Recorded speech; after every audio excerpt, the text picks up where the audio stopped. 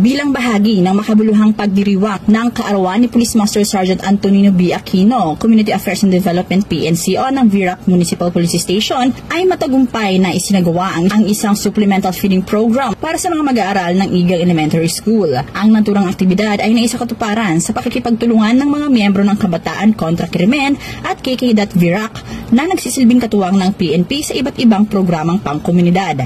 Layunin ng proyektong ito na higit pang mapabuti ang kalusugan at nutrisyon ng mga batang mag-aaral, kasabay ng pagpapatibay ng ugnayan, tiwala at pagtutulungan sa pagitan ng pulisya at ng komunidad. Bahagi rin ito ng adhikain ng PNP na ipamalas ang mas malawak na saklaw ng kanilang serbisyo, hindi lamang sa aspeto ng seguridad at kaayusan, kundi pati na rin sa larangan ng pagmamalasakit at pagkalinga sa mga pangunahing sektor ng lipunan. Ang Virac PNP ay patuloy na nagsisikap na maging kasangga ng bawat mamamayan sa paghubog ng ligtas, malusog at maunlad na komunidad.